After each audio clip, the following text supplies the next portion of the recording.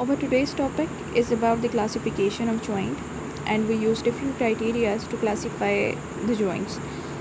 The most important are two criteria that we use, and the first one is according to their structure, and the second one is according to their movement. The third criteria that we use is according to their range of mobility that we will discuss in the end. So starting with the two main criteria. First of all, by definition, we know that a joint is a connection between two bones, and on the basis of their structure and movement, we subdivide them into three subgroups. If we talk about the classification by their structure, then we classify them into three subgroups. The first group consists of fibrous joints, and the bones in this group will be connected by a tough fibrous tissue. The next one is cartilaginous group, and in this group the bones will be connected by hyaline cartilage. The last one is synovial group, and in this group the bones will be enclosed within the fluid filled joint capsule. So this is the first criteria that we use to classify our joints, and that is according to their structure, and we have subdivided them or subclassified them into three groups that are fibrous, cartilaginous, and synovial. Now we will talk about the next criteria, that is according to the degree of movement, and we subdivide the joints on the basis of their movement into three classes, that are synarthrosis, amphiarthrosis, and diarthrosis. So synarthrosis are those joints that are immovable, amphiarthrosis are those joints that show slight movements, and diarthrosis are those joints that are freely movable. Most of the fibrous joints, because they are connected by tough fibrous tissue, are synarthrosis, while the cartilaginous does show little movement, and the synovial are those joints that are freely movable joint in your body, and most of the joints are synovial joints that allow the movement and help you in locomotion. So the first type of joint that we are going to talk about is fibrous joint, and we subclassify it into three types, that are sutures, gumphoses, and syndesmosis. So a fibrous joint is where the bones are bound by a tough fibrous tissue. These are typically joints that require strength, and we can classify the fibrous joints into three types. Number one is suture, and remember that the sutures are immovable joints, so we can call them synarthrosis as well, and these are commonly found between the cranial bones, that are the bones of your skull. There is a little movement until about 20 years of age, and after that they become fixed and immobile, and these are basically most important during the birth, and allowing the deformation of the skull as it passes through the birth canal. So they allow easy passage of the baby through the birth canal. And before the age of 20, especially in infants, we call them fontanelle, and you can feel the fontanelle in the interior and posterior parts of the skull of a baby. And if you feel these fontanelle, they are basically soft.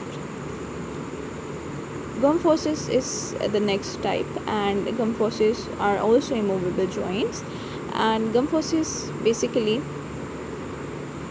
is a joint between the root of your tooth and the alveolar ridges that are present in the mandible and maxilla, and these are basically stay in place through the periodontal ligament. So gumphoses are also immovable joints, and they are found where the teeth articulate with their sockets in the maxilla, and we call these sockets alveolar ridges. The tooth is bound into its socket by the strong periodontal ligament. The last type is syndesmosis, and the syndesmosis shows a little movement, so we can call them amphiarthrosis as well.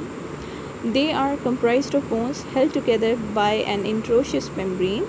The middle radioulnar joint and middle tibiofibular joint are example of syndesmosis joint. So basically, uh, in the forearm and in the leg, between the tibial fibula and between the radius and ulna, there is an interosseous membrane, and the interosseous membrane basically holds these two bones together, and this is a type of syndesmosis.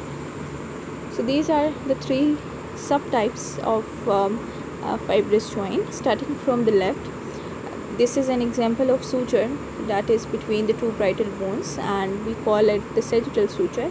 We will discuss these sutures in detail when we will study skull bone. The next type is gymphosis, and you can see the joint between the root of the tooth and the alveolar ridge. So this is a type of gymphosis, and this is also a fibrous joint, and this is immovable. The last one is the syndesmosis, and you can see that this is an example of radioulnar, and between the radius and ulna you can see the interosseous membrane that is holding these two bones together. The second group is cartilaginous group, and in a cartilaginous joint the bones are united by the fibrocartilage or hyaline cartilage. There are two main types of the cartilaginous joint. The first one is synchondrosis, which are the primary cartilaginous joints, and the next one is symphysis, which is the secondary cartilaginous joint. So if we talk about the synchondrosis, then in this type of joint the bones will be connected by the hyaline cartilage, and these are the joints that are immovable, so we can call them synarthrosis as well. An example of a synchondrosis is a joint between the diaphysis and epiphysis of a growing long bone, which is the growth plate, and we have already talked about it in our early lecture. The next type is symphysis, and symphysis joints are where the bones are united by a layer of fibrocartilage, and they show slight movement, so we can call them amphiarthrosis. And examples include the pubic symphysis and joints between the vertebral bodies.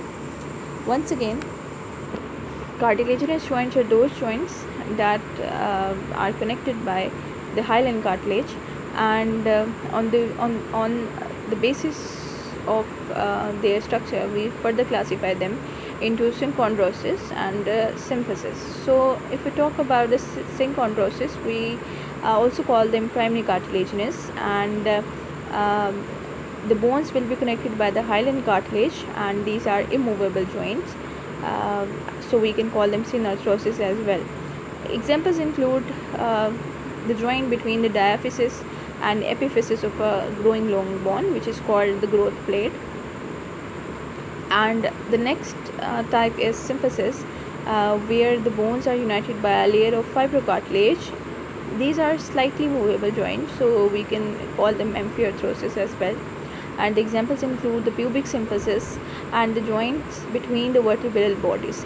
Another important point about the symphysis is that these joints commonly or usually lie along the midline of your body. So these are the two types of cartilaginous joint. The A image is showing the synchondrosis, which is between the epiphysis and diaphysis, and the other one, which is the B image, is showing the symphysis, which is an example of pubic symphysis.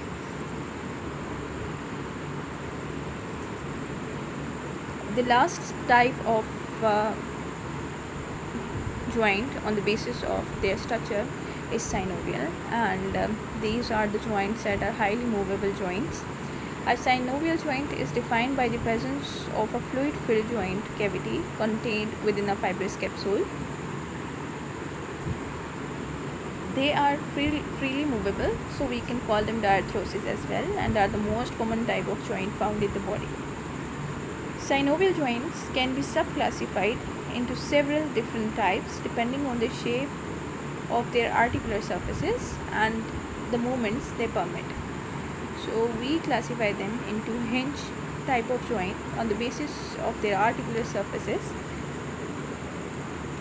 saddle shaped joint, plane or gliding joint, and pivot joint, condylite, and ball and socket. So before discussing these types in detail, let's look at the images. The first image is showing the hinge type of joint. The second image is a pivot joint. The third one is condylite, which is also called ellipsoid joint. Then comes the saddle shaped joint, which is resembling the saddle of a horse. The next one is ball and socket joint, and the last one is gliding joint, gliding or plane joint. So now we will discuss them in detail, and once again we have classified them on the basis of their shape of their articular surfaces. So the first type is hinge type, and it permits movement in one plane. So we call them uniaxial joints as well. We will discuss range of their mobility after, but first you should know that on the basis of their articular surfaces, the hinge shaped is elbow joint and ankle joint, and also the knee joint. Saddle shaped, it resembles a saddle on a horseback, and it is characterized by opposing articular surfaces with a reciprocal concave and convex shape. You can see in this image that the articular surface of one bone is concave and the other is convex. So this is forming a saddle shaped joint and concave convex shape complex. And the example include carpometacarpal joint, and this is basically found in your thumb, and it allows different movements. The next one is plane, and this basically allows the gliding movement, and the surfaces will be plane. You can see here the surfaces are plane, and these surfaces, because these are plane, will allow only the gliding movements. Next type is pivot, and pivot is formed by a central bony pivot which is surrounded by a bony ligamentous ring. So there is a ring and a pivot. The center image is showing a pivot type of joint, and you can see a ring and a pivot. The example includes atlantoaxial joint, and atlantoaxial joint is between the first two vertebrae of your body, which are C1 cervical 1 vertebrae and C2 cervical 2 vertebrae. So the atlantoaxial joint is between these two vertebrae. The next is condylite or ellipsoid, and it contains a convex surface which articulates with a concave elliptical cavity. That's why we call them ellipsoid as well. And these are also known as ellipsoid joints. For example, wrist joint, metacarpophalangeal joint, and metacarpo. Sorry, I have repeated them twice. These are the condylite joints.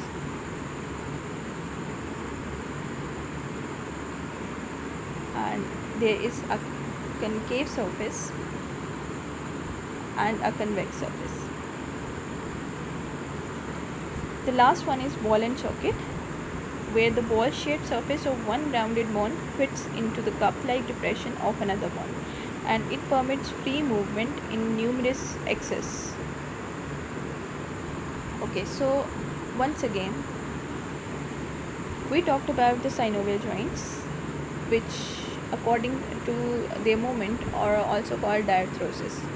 And we further classify the synovial joints according to their shape into different uh, types. The first type that we studied is hinge type, and the hinge type is commonly found in elbow joint and knee joint, and this allows limited movement, uh, or we also call it a uniaxial joint because it allows a movement in a single plane, along a single plane. In our earlier lectures, we have discussed about the various planes of the body in which the movements occur. There were three main axes, and there were frontal, sagittal, and vertical axis. So the hinge type will only allows flexion and extension, and this is the movement along the frontal axis, and the examples include knee joint and elbow joint.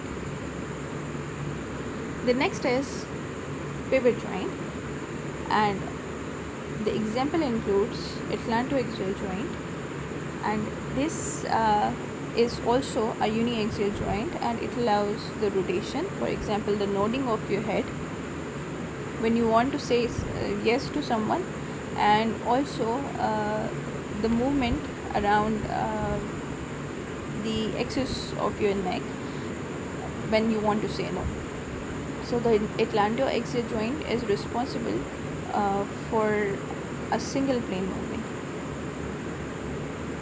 The next is chondrolite or ellipsoid, and this is a biaxial joint which allows movement in two planes, and the example include wrist joint. This is the saddle shape joint on the left side, and the saddle shape is very important joint for the opposition of your thumb, and this is a biaxial joint which shows abduction, adduction, flexion, and extension. The next is ball and socket joint, and this is a joint which is a polyaxial or multi-axial joint, so it shows multiple movements.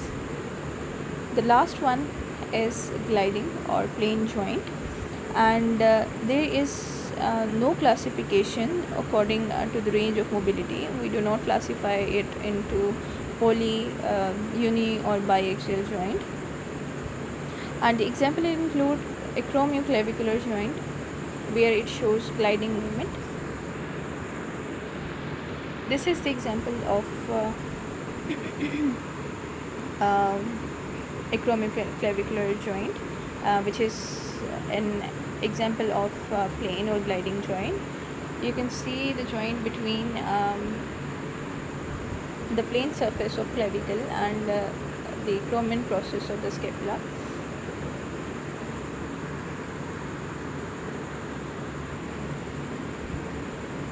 There are also some characteristics of synovial joints that we have already discussed, but we will discuss them once again.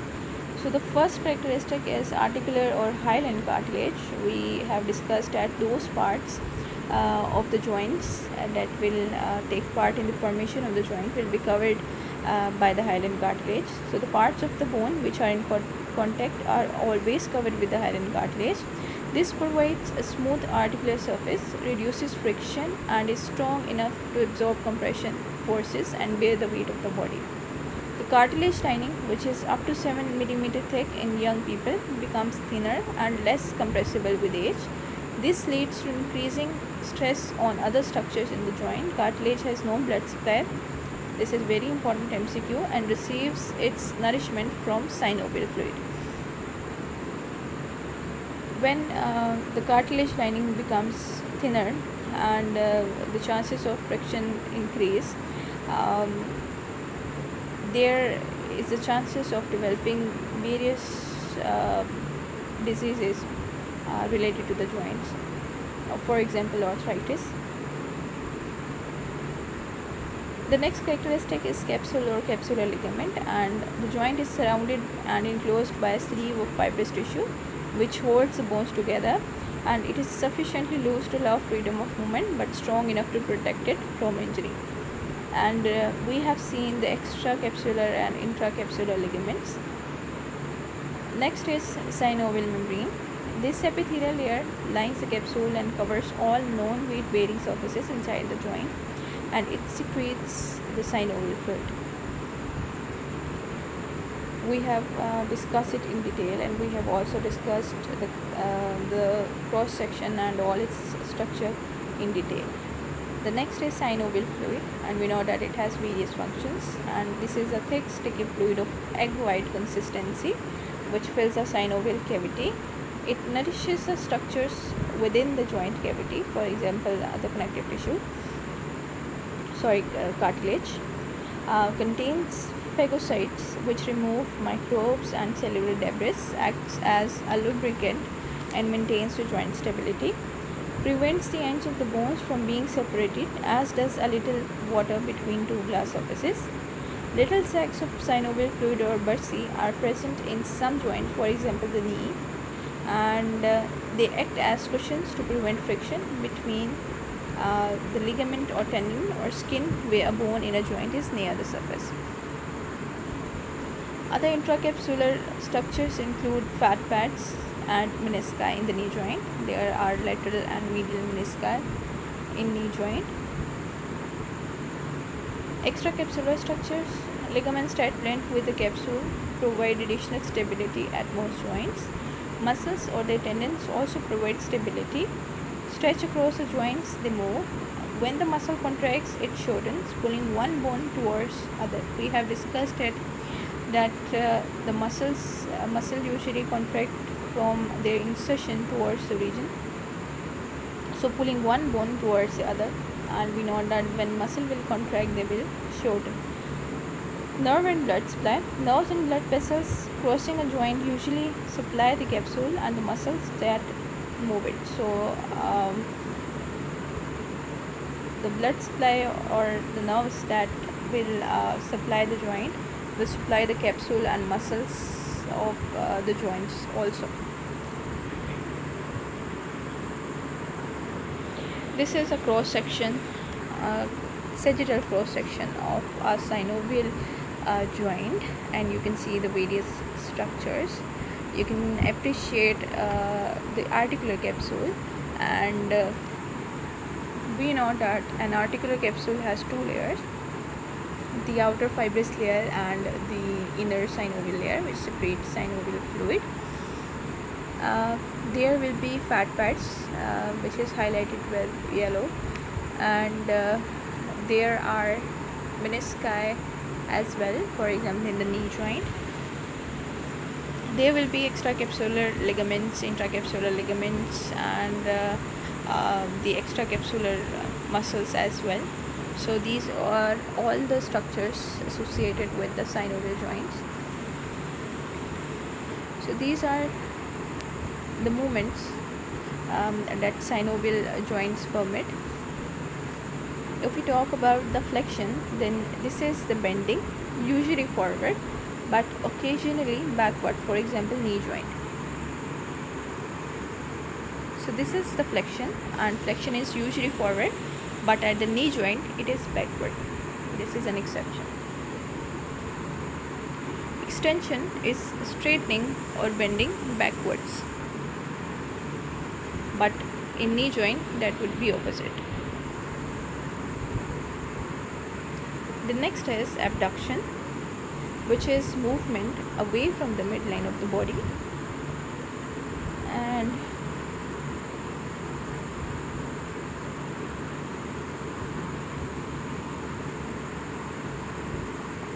so here is the abduction and adduction. If you move your arm towards the body, then this is the adduction, and if you move your arm away from the body, then that would be abduction. Circumduction is basically the combination of all movements. and for example movement of a limb or digit so that it describes the shape of a cone. This is the circumduction.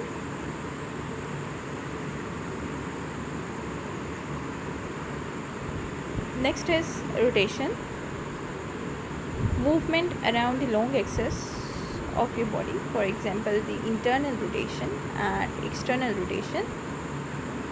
I think there is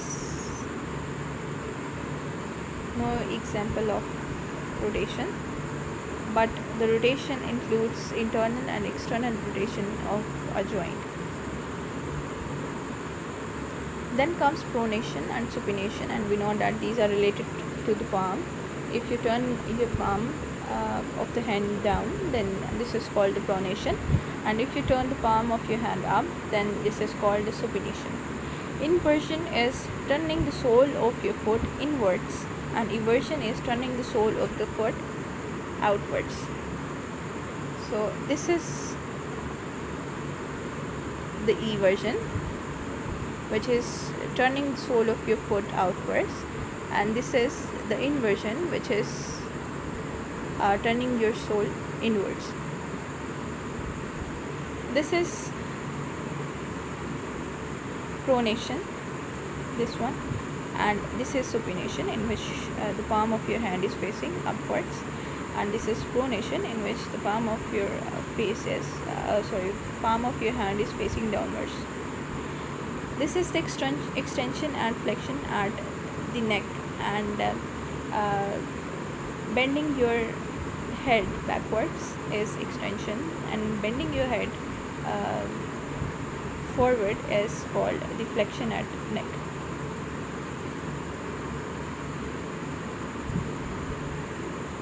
This is flexion and extension at knee joint, and flexion and extension is opposite to the other flexion and extension at other joints, and flexion at knee joint will be backwards and extension will be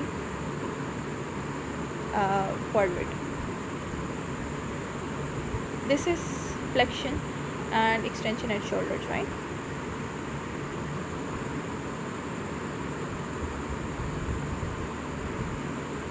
This is adduction and abduction. If you move your arm towards the body, then that would be adduction. You are adding towards your body, and if it moves away from the body, then we call it abduction. This is the circumduction, and this is basically the combination of different movements. Okay, this is the rotation around the neck, rotation of your head, and this is also rotation at your hip joint. Sorry, this one is at your knee joint.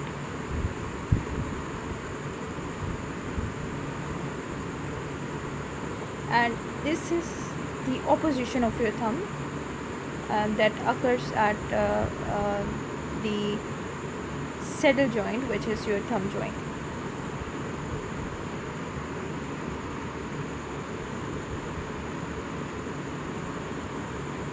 So that's all for today. I hope आपको समझ आ गई होगी. If you have any question regarding this lecture, then you can ask. Thank you so much.